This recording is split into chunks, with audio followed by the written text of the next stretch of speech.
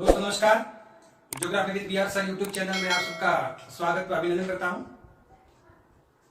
आज हम राजस्थान का भूगोल के अंतर्गत महत्वपूर्ण जो टॉपिक पढ़ने जा रहे हैं वो है राजस्थान के भौतिक प्रदेश। बहुत महत्वपूर्ण रुचिकर टॉपिक है। आप इस वीडियो को पूरा देखें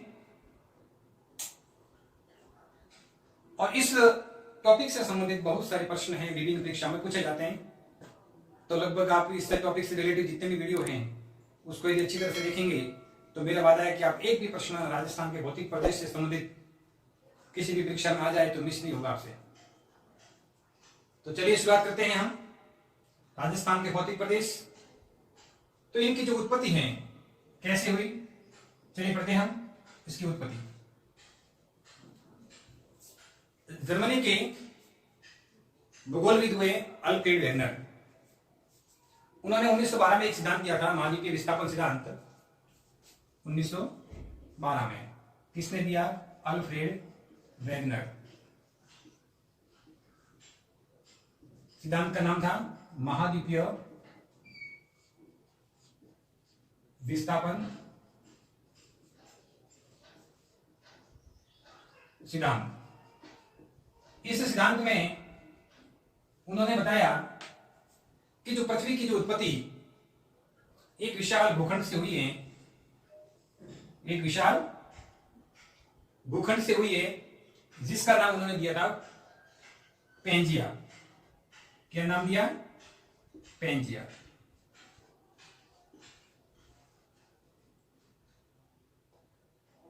जो विशाल भूखंड था वो पैंजिया, इसके चारों एक विशाल महासागर भी स्थित था। जो एक विशाल महासागर था उस महासागर का नाम उन्होंने रखा पैंथालासा। पैंथालासा। धीरे धीरे समय परिवर्तन होता गया। गुरुत्व बल और प्लवनशीलता बल के कारण पैंजिया का दो भागों में विखंडन हो गया। पैंजिया का दो भागों में विखंडन हो गया। जो इसका उत्तरी भाग अंगारा लैंड कहलाया, अंगारा लैंड, और जो दक्षिणी भाग था वो गोंडवाना लैंड कहलाया।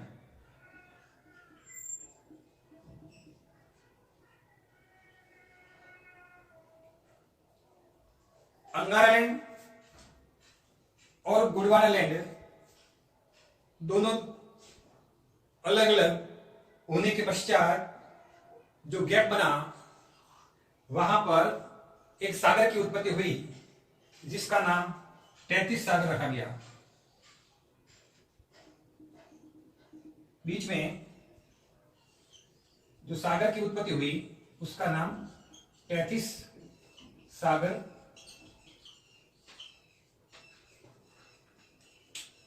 बना।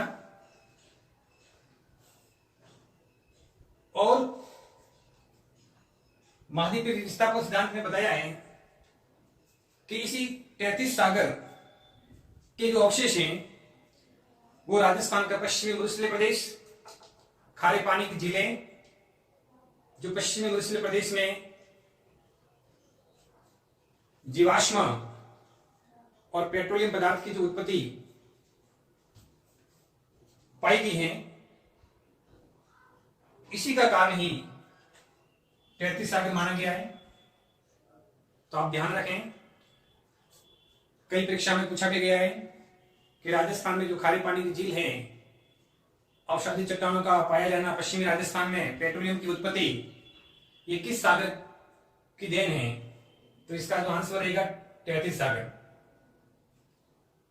तो राजस्थान का अधिकांश जो भौतिक विभाग है वो 33 सागर का अवशेष माना जाता है। अब राजस्थान के भौतिक विभागों को अलग अलग विद्वानों ने अलग अलग भागों में बांटा है। एक विद्वान हुए doctor HM. Saxena. HM. Saxena ने राज्य को, इसके साथ एक और विद्वान थे A.K. तिवारी। इन दोनों भूगोलवेताओं ने राज्य को 4 मुख्य और 11 गौण प्रदेशों में बांटा है। 4 मुख्य और 11 गौण प्रदेशों में बांटा है। इसके बाद एक और विद्वान हुए हैं डॉक्टर वीसी मिश्रा।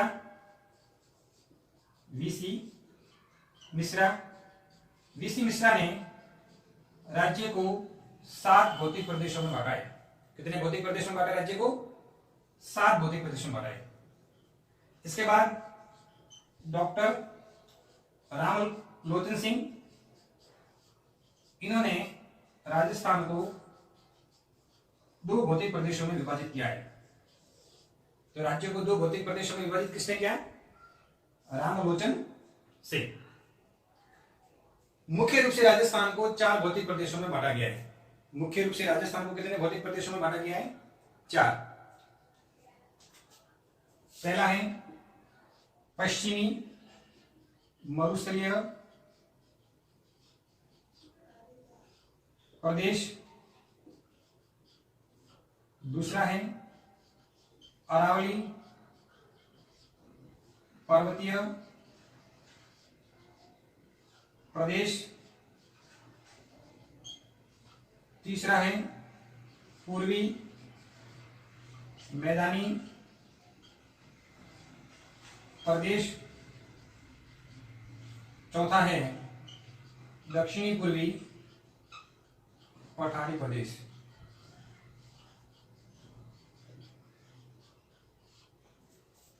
तो राज्य को मुख्य रूप से 4 भौतिक प्रदेशों में बांटा गया है। अब इसको, तो राज्य को मुख्य 4 भौतिक प्रदेशों में बांटा। पश्चिमी मरुस्थलीय प्रदेश, अरावली पर्वतीय प्रदेश, पूर्वी मैदानी प्रदेश और दक्षिण पूर्वी पठारी प्रदेश। तो इन 4 भौतिक प्रदेशों को राज्य के मानचित्र में दर्शाते हैं।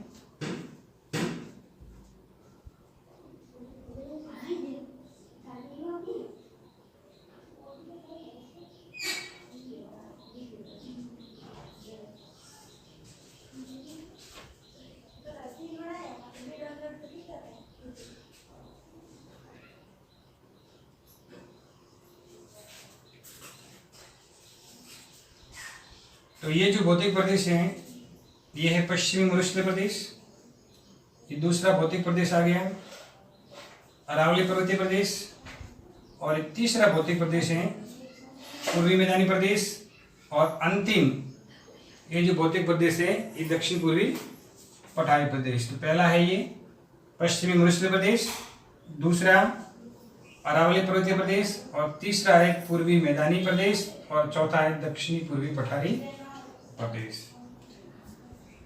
आज की वीडियो में इतना ही। इन सभी भौतिक प्रदेशों के बारे में विस्तृत अध्ययन हम अगले वीडियो में करेंगे। प्रत्येक भौतिक प्रदेश का एक विस्तृत अध्ययन होगा। आप आगे वाले वीडियो देखना न भूलें।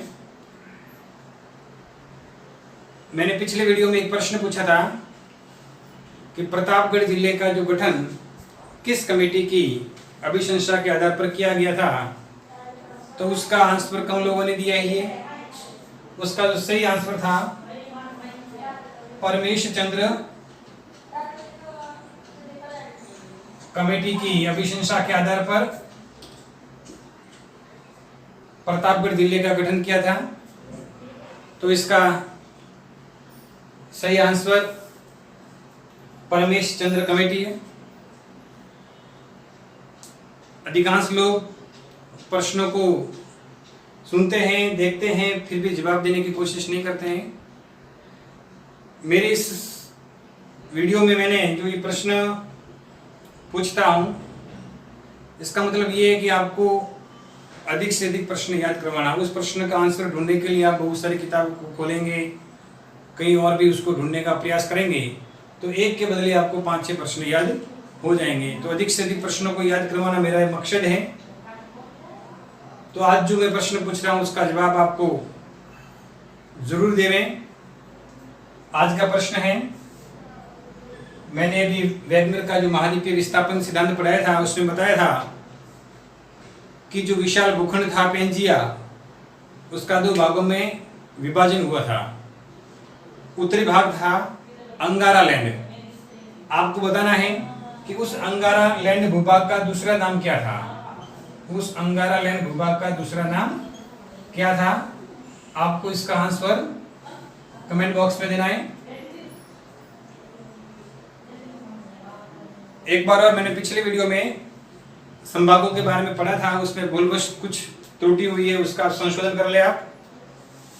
मैंने आपको लिखा था कि अप्रैल 1987 को रिधीम जोशी के द्वारा संभागीय व्यवस्था को पुनः शुरू किया गया था। यहाँ पर अप्रैल न लिखें, 15 जनवरी डेट लिखें। अप्रैल 1962 में तो मोहनलाल सुखाड़िया जी के द्वारा संभागीय व्यवस्था पर प्रतिबंध लगा दिया था।